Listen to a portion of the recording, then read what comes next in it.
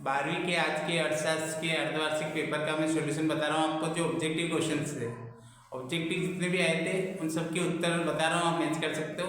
पहला आपके आया था सही विकल्प चुनिए। तो पहला उसमें क्वेश्चन आया उपभोक्ता व्यवहार का अध्ययन किया जाता है। उपभोक्ता व्यवहार का अध्ययन किया जाता है, तो इसका उत्तर आएगा व्यष्टि अर्थशास्त्र में। व्यष्टि अर्थशास्त्र में इसका सही उत्तर है। अगला आपके आया था सभी आर्थिक समस्याओं का प्रमुख कारण क्या है। सभी आर्थिक समस्याओं का प्रमुख कारण क्या है, तो इसका आंसर है दुर्लभता। दुर्लभता। अगला है उपयोगिता का संबंध होता है। उपयोगिता का संबंध होता है, इसका सही उत्तर है मानव आवश्यकता की पूर्ति से। मानव आवश्यकता की पूर्ति से। फिर चौथा जो क्वेश्चन है, एक वस्तु की सभी इकाइयों से प्राप्त होने वाली उपयोगिता के योग को क्या कहते हैं, तो इसका उत्तर है कुल उपयोगिता। कुल उपयोगिता। फिर अगला है मांग का नियम है। पांचवा है मांग का नियम है, तो इसका उत्तर हो जाएगा गुणात्मक कथन। उत्तर होगा इसका गुणात्मक कथन। फिर ऐसी वस्तुएं जिनका एक दूसरे के बदले प्रयोग किया जाता है कहलाती हैं, तो क्या कहलाती है, स्थानापन्न वस्तुएं। स्थानापन्न वस्तुएं। इसके बाद अब आ जाए रिक्त स्थान में। तो रिक्त स्थान में आप देखिए पहला है, इसमें दिया है कि पहला जो है ना, उसका उत्तर अभी थोड़ा फैक्ट नहीं है। दूसरे का मैं बता रहा हूँ आपको। दूसरा जो रिक्त स्थान है, पैमाने के प्रतिफल का संबंध दीर्घकाल की अवधि से है। पैमाने के प्रतिफल का संबंध दीर्घकाल की अवधि से है, तो रिक्त स्थान में क्या भरेंगे आप, दीर्घकाल। उत्तर इसका सही है। उसके बाद सीमांत लागत केवल, सीमांत लागत केवल, सीमांत, इसमें आंसर में आपको पढ़ना है सीमांत। दूसरा है उत्पादन की प्रति इकाई लागत को औसत लागत कहते हैं। उत्पादन की प्रति इकाई लागत को इसमें आपको पढ़ना था औसत लागत। सही उत्तर है औसत लागत। फिर अगला है पूर्ण प्रतियोगिता में AC equal to AR, sorry AR equal to AC होता है। पूर्ण प्रतियोगिता में AR इक्वल टू AC होता है, तो रिक्त स्थान में आपको पढ़ना था AC, एवरेज कॉस्ट। फिर सत्य असत्य हैं। सत्य असत्य में जो पहला है तो उसका आपका असत्य हो जाएगा। पहले का असत्य हो जाएगा, दूसरे का असत्य हो जाएगा। पहले का भी असत्य है, दूसरे का भी असत्य है, तीसरे वाले का सत्य है, फिर चौथे का भी असत्य है, पांचवे का भी असत्य है और छठे का सत्य है। छठे का सत्य है।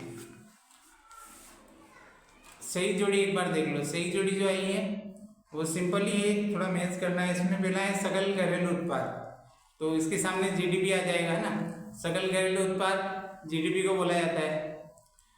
GDP का फुल फॉर्म है सकल घरेलू उत्पाद, ग्रोस डोमेस्टिक प्रोडक्ट।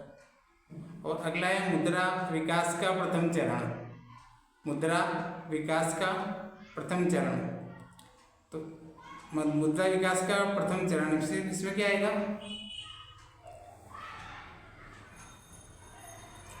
साख मुद्रा चेक। साख मुद्रा चेक को बोला जाता है। साख मुद्रा चेक को बोला जाता है। फिर मुद्रा का आकस्मिक कार्य है शोधन क्षमता की गारंटी देना। मुद्रा का आकस्मिक कार्य है शोधन क्षमता की गारंटी देना। फिर एक केंद्रीय बैंक, तो केंद्रीय बैंक बैंकों का बैंक होता है ना, तो केंद्रीय बैंक के सामने क्या आ जाएगा,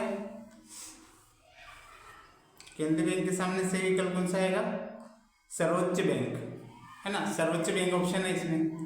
फिर है व्यापारिक बैंक, तो व्यापारिक बैंक के सामने आ जाएगा जमाएं स्वीकार करना, क्योंकि ये धन जमा करता है तो जमाएं स्वीकार करना। वस्तु विनिमय के सामने आ जाएगा वस्तु मुद्रा। वस्तु मुद्रा। तो इस तरीके से सारे आपके ऑप्शन हो जाएंगे, सही जोड़ी पूरी हो जाएगी। इसके बाद ये लास्ट एक वाक्य में उत्तर लिखिए। तो एक वाक्य में उत्तर लिखिए। पहला है मुद्रा गुणक का सूत्र लिखिए।